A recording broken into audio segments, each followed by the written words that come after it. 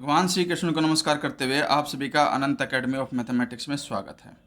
इसमें यह है कि जब कभी भी हमें सक्सेसर फाइंड आउट करना हो किसी भी फेरियर सीरीज के एक फ्रैक्शन का, तो कैसे फाइंड आउट करेंगे। तो एक तो ये मेन प्रोसीजर है, एक एग्जाम्पल है और दो सॉल्व्ड क्वेश्चन है। तो आप इन सभी को ध्यान से देखोगे तो ये कॉन्सेप्ट आपके माइंड में बिल्कुल क्लियर हो जाएगा कि find the successor of h by k in F N. तो since h by k belongs to F N, so h comma k is equal to 1। अगर ये फेरियर सीरीज से बिलोंग करता है तो h और k के बीच में कुछ भी कॉमन नहीं होता, सिर्फ 1 होता है। तब वहाँ पर जीसीडी की प्रॉपर्टी के अकॉर्डिंग वहाँ पर एग्जिस्ट करेंगे दो integer x and y such that के x minus h y equal to 1। ये कंडीशन याद रखना, जीसीडी से आती है। नंबर 3 में हम इसका प्रूफ ऑलरेडी कर चुके हैं। फिर let x not y naught be a solution of 1। अब ये एक लीनियर इक्वेशन है, इनफाइनाइटली मैनी सॉल्यूशन होते तो कोई एक रैंडम हमने सॉल्यूशन मान लिया एक्स नॉट वाई नॉट। और एक्स नॉट वाई नॉट अगर इसका सॉल्यूशन है तो x not plus r h and y not plus r k भी इसका सॉल्यूशन होगा। ये बात हमेशा याद रखना, आप ये पहले मैं बता चुका हूँ। ठीक है, तो अब हमारे पास दूसरी जो कंडीशन आपको याद रखनी है वो ये है कि हम आर को इस तरह से चूज करेंगे कि एक तो वो इंटीजर होना चाहिए और such that y not plus r k greater than n minus k but less than equal to n. यानी कि ये जो वैल्यू है ये ग्रेटर देन एन माइनस के होनी चाहिए और less than equal to n होनी चाहिए। अब एक्स आ गया आपके पास x not plus r h and y is equal to y not plus r k. अब इसके अंदर एक्स नॉट आर एच वगैरह की वैल्यू डाल करके जो भी कुछ आएगा वो आपके पास एक्स और वाई की वैल्यू आएगी, और एक्स और वाई जो है वो आपकी नेक्स्ट टर्म होगी एच वाई के से इन एफ एन। एग्जाम्पल के तौर पे देखिए कि find the next term to 3/5 in F 13।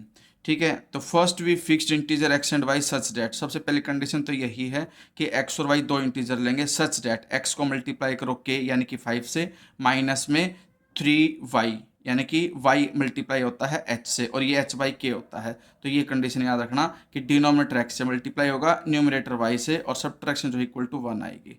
फिर x नॉट हम अपनी तरफ से सोचेंगे, कैलकुलेट करेंगे कि हम x नॉट और y नॉट की वैल्यू क्या लें कि इसमें प्लॉट करने पर आपके पास इक्वल टू 1 ही आए। तो x नॉट 2 यानी कि 5 2 10 और y की वैल्यू 3 3 3 9, तो 10 माइनस 9 1 होता है। तो इस तरह से हमें सोचना पड़ेगा ट्रायल एंड एरर मेथड से। तो अब हमारे पास ये दो वैल्यूज आ गई, एक्स नोट की वैल्यू आ गई, वाई नोट की वैल्यू आ गई। अब we choose integer r such that y not plus r k greater than n minus k less than equal to n. ये कंडीशन हमेशा याद रखना। इसमें अब एन की वैल्यू 13 क्योंकि एफ 13 यानी कि एन की वैल्यू 13 आ गई, और के की वैल्यू 5 क्योंकि 3/5 है तो एच बाई के एच 3 के 5। ये वैल्यू यहाँ पे पुट कर दी एन की, फिर के की, यहाँ वाई नॉट 3 आया था, आर हमें पता नहीं, के 5। अब इसमें से क्या किया, ये 8 हो गया और ये 13। अब ये जो 3 है सब्ट्रैक्ट कर दो सभी में से, 3 को सब्ट्रैक्ट करोगे तो यहाँ 5 आएगा, यहाँ 5r और यहाँ लेस देन इक्वल टू 10। अब 5 से डिवाइड कर दो तो r greater than 1 but less than equal to 2। तो इसका मतलब जो r इंटीजर है वो 2 के इक्वल ही हो सकता है क्योंकि 1 से बड़ी वैल्यू इंटीजर में 2 ही होती है। तो r की वैल्यू 2 आ गई।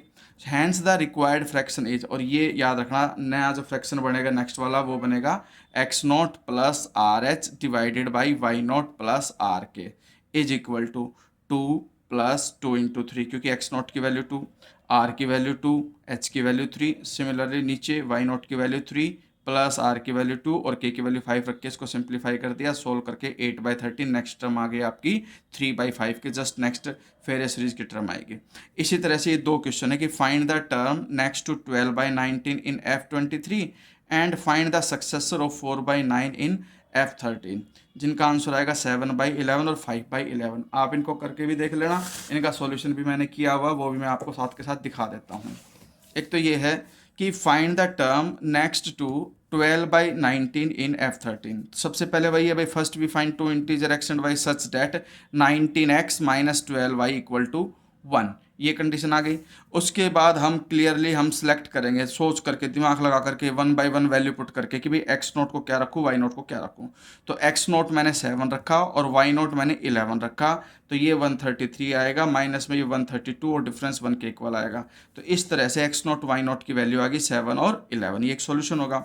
फिर हम चूज करेंगे इंटीजर आर सच डेट, ये कंडीशन हमें याद रखनी है, इसको एज इट इज लिख दोगे और इसके अंदर एन के वाई नॉट के और एन सभी की वैल्यू पुट कर दो।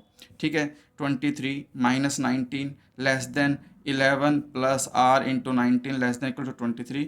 फिर हमने क्या किया, सिंप्लीफाई करके 11 को सब्ट्रैक्ट किया, फिर 19 से डिवाइड कर दिया।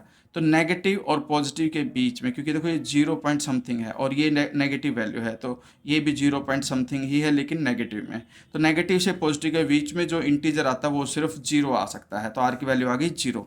तो x not plus r h upon y not plus r k में x not y not r h और आर के की वैल्यू पुटअप कर दो, सोल्व करके 7/11, क्योंकि आर तो 0 हो गया तो x not upon y not ही आपका नेक्स्ट फ्रैक्शन होगा।